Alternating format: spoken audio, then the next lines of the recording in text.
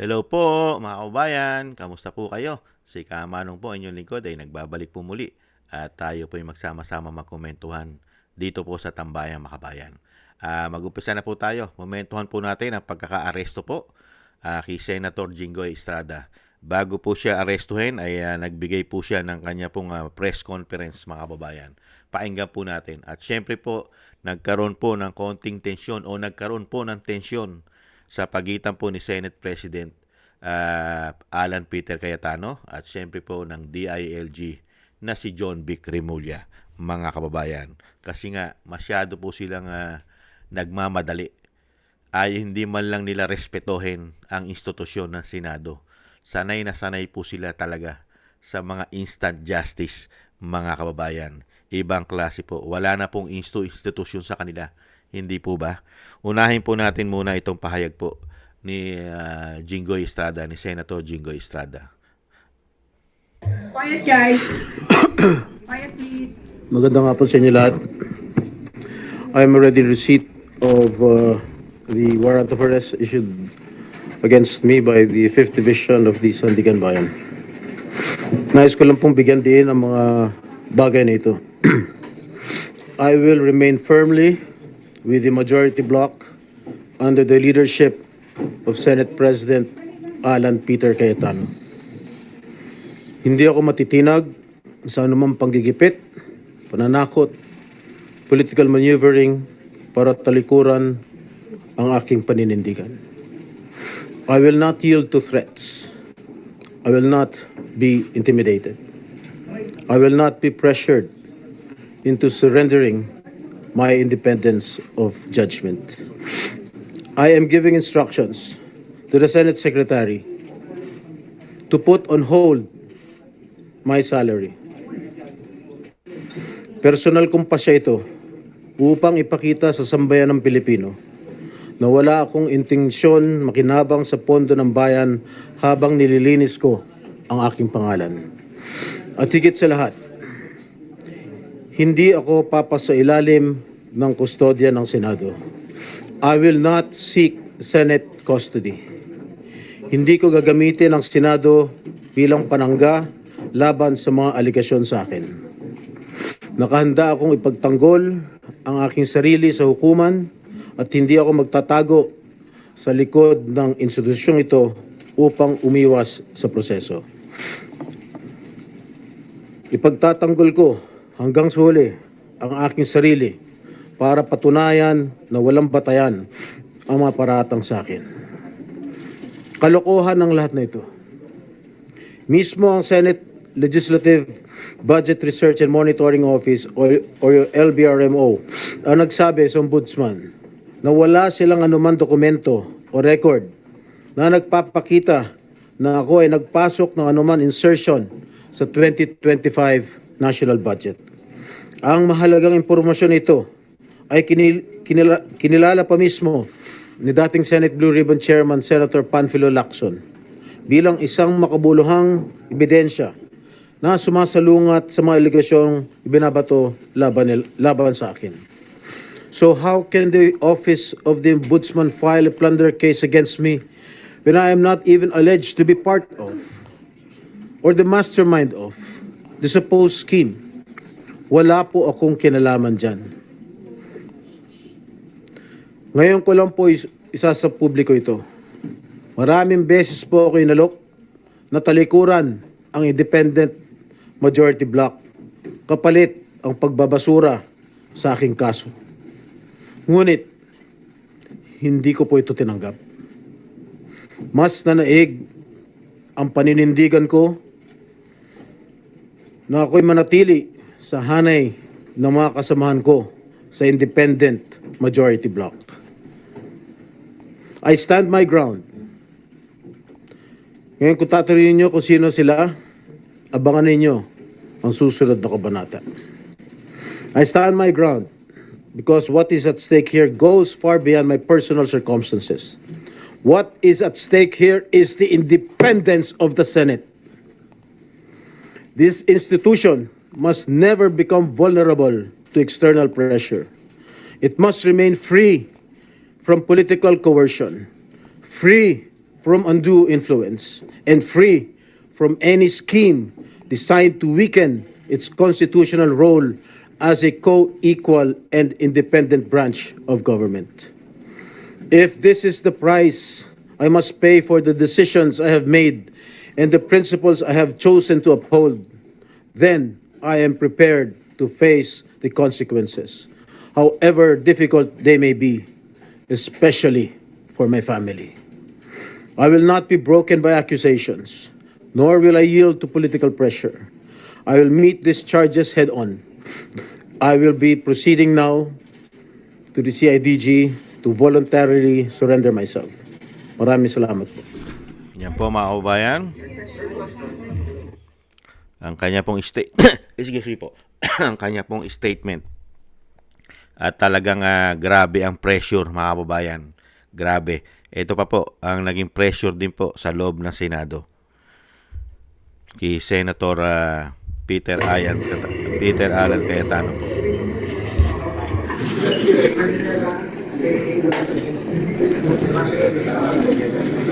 Big space. Usapan natin sa labas. Okay na usapan natin sa labas. Okay na usapan natin sa labas. Hindi sa loob ng Senado. We can go out. You can have, no. Even during Cory's time, hindi ginawa to. Even during Cory's time, Salonga did not allow. We're going to walk him out. We can arrest him right outside the gate. He is voluntary. Respect the Constitution. This is not about Ingoy. We're going out. No, don't release right here. He can be arrested right there. So if you don't want him to take a statement there, sir, just outside the gate, we're going to walk 5 minutes. This is the Senate of the Philippines. It's never been done. It's never been done. Salonga stood up for Enrile. Ang kalaban si Cory. Ang kaso, rebellion. Anong ginawa? They walked out. We're just asking you to walk out. But let's walk. Let's walk. You're arresting here. Sir, this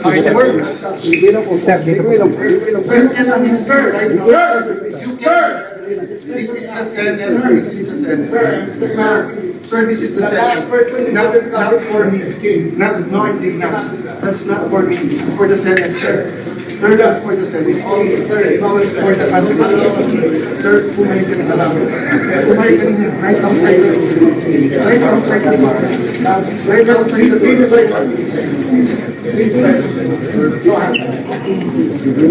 Dito lang po sa gilis ng property.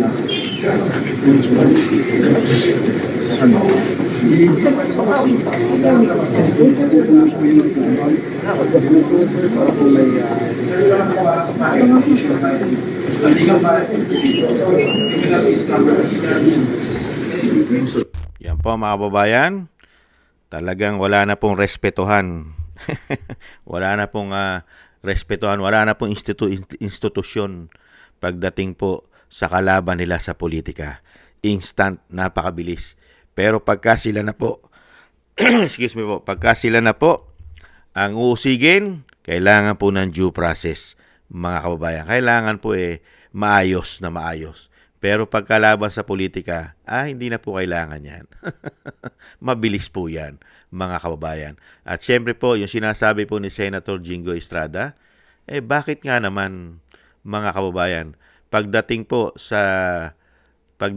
diyan sa ombudsman, kahit po napatunayan na si Senator Jingo Estrada ay wala pong mga request sa DPWH. Bakit po bigla pong sumulong ang kanyang kaso dahil po siya'y hindi pumayag na lumipat sa inaalok po ng minority. Bigla pong nabago ang sitwasyon. Bigla po siyang biglang nagkakaso. Kaya po si Senator Jingo Estrada, mga kababayan, kung ito po talaga yung lagyan natin ng logic, kung siya po talaga ay meron pong malalaking insertion, sa tingin nyo, hindi niya po protektahan ang sarili niya. Mga kababayan, kung meron siyang malalaking insertion, katulad po nung nasa minority, na protektado nila ang mga sarili nila, di umano, para hindi po makasuhan. Kung si Jinggoy Estrada ay merong hawak sa sarili niya na matitibay na ebidensya, magpapahuli po ba yan? Magpapakulong po ba yan? Sige nga. Hindi po ba? Tatayo po ba siya? Tatayo po ba siya na sinasabi niya hindi siya alis ng majority ng Senado? At hinihiling niya yung independent ng Senado? Kung siya po ay isang damukal ang kanyang insertion na sinasabing ugat ng korupsyon, hindi po maipaglaban yan. At hindi po yan pupunta sa majority para po sumama sa katarungan o sinasabing mabuksan muli ang investigasyon at mapatunayan po sa taong bayan kung sino po talaga ang hari at ugat ng korupsyon sa ating bansa. Hindi po ba? Logic. Kaya ito po si Jinggoy Estrada, hindi po siya nagdalawang isip at hindi siya natatakot na siya po, mga kaubayan, siya po ay arestuhin dahil kaya niya ipagtanggol ang sarili niya. Lalong-lalo po rito, nakikita niya isa po itong demolition job. Dahil nga po, malapit na pong buksan ang muling pagbubukas ng Blue Ribbon Committee. Kailangan po buwagin po sila at marami po yan. Marami pa pong tinatakot yan. Di umano. Nahandyan pa po yan. Ilan pa po yan? Sila Escudero. Sila Villanueva. Hindi po ba? Ang mga bilyar. Tingnan po natin kung may paninindigan po sila katulad ni Jinggoy Estrada na lumalaban po para sa tama. At yung sinasabi po ni Senator Jinggoy Estrada na ombudsman, ay nagtataka siya sa ombudsman. Kahit po siya ay clear, malinis siya sa sinasabing mga insertion na yan.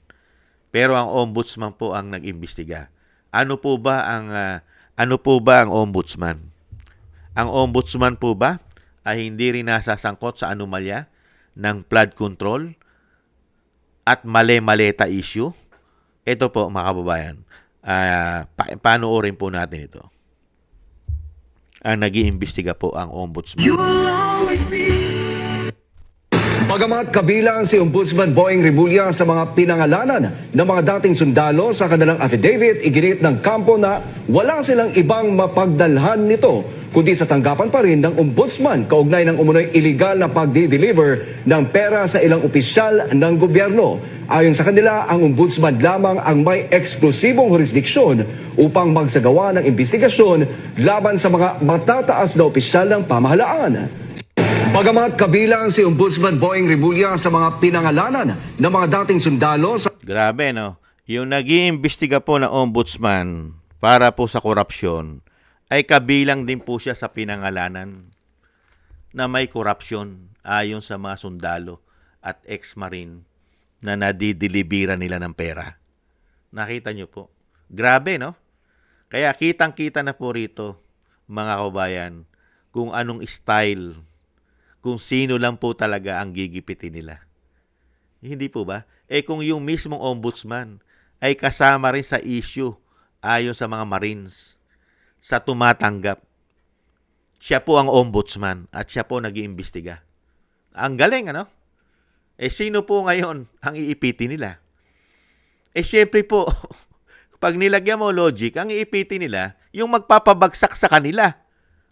Katulad po ngayon, ang gusto po ng majority ay mabuksan at matumbok na kung sino po talaga ang may kagagawan at ang pinakaulo, ang malaking isda at malalaking ulo ng buhaya sa pagnanakaw magmula po nung umupo sila. Hindi na po lumubay ng pagnanakaw sa ating pera, sa ating buwis. Hindi po ba? Kaya dito po, mga kababayan, obvious na obvious po. Obvious po na talaga nagkakaroon po ng sabwatan at talagang sindikato po ang ating bansa. Grabe, isang damukal po ang ninakaw nila, pero limitado lang po ang kanilang pakukulong. Iilan-ilan lang. Malapit na po ang SONA ng tinatawag na Pangulo na bangag na kanyang ate. Nakita nyo po, malapit na po ang SONA. Nakatutok lang po sa mga kalaban nila at magpapabagsak sa kanila sa politika. Isang damukal po ang napangalanan na mga politiko, isang mas lalo pong higit napakarami ng mga congressman representative. Pero ni isa sa mga kaalyado nila, meron po bang nakulong at pinakulong na ng Sandigang Bayan para imbestigahan? At ganun din po sa mga kaalyado nila, senador. Ngayon, halatadong halatado ka, Boying. Kaya kami umaasa po tayo mga kababayan na matatapos din po ang ganitong sistemang sabwatan sa korupsyon. At kung gumagamit po sila ng kamay na bakal at wala na pong proseso ng batas at bastusan na ang nangyayari po ngayon, para po tayong dinadala sa martial law. Hindi kaya. Darating din po ang panahon na mangyayari rin po sa kanila yan, mas higit pa. Hindi po ba? Tiis-tiis ka lang, Jinggoy. At kung talagang wala kang kasalanan at meron ka naman mga dokumento na hawak na kaya mo ipagtanggol ang sarili mo, lalabas naman po ang katotohanan, Senator Jinggoy. At tiis-tiis ka lang dahil talagang ganun na ang ating gobyerno ngayon ay pinamumunuan ng mga sindikatong nagsasabwatan na handyan kasama pa ang malalaking mainstream media, makakaliwa at malalaking mga oligarko di umano, at kasama pa ang isang damukal na magnanakaw na politiko at hindi pa natutumbok ang mga ulo nito dahil nga magkakasabwat. Tis-tis ka lang, Jinggoy. At syempre po, doon po sa natitira po nating 13th Senator, ipaglaban naman ninyo ang katotohanan. Huwag kayong magpasindak, magpatakot sa kanila. Matatapos din po ang kawalanghiyaan ng gobyernong sindikato. Manindigan po kayo para sa tama. Maraming salamat po sa nakagusto po ng ating Tambayang Makabayan sa YouTube at TikTok. At ganoon din po, maraming salamat po sa inyo po lahat, sa mga nagko-comment, like, share, and subscribe. Thank you po sa inyo sa mga subscribers. Maraming salamat po. At maraming salamat din po sa mga nagbibigay po ng tulong at biyaya. Thank you po sa inyo lahat. God bless po sa inyo lahat. Muli po, ingat-ingat po tayo at samahan po natin ng maraming dasal. Maraming salamat po. Bye-bye.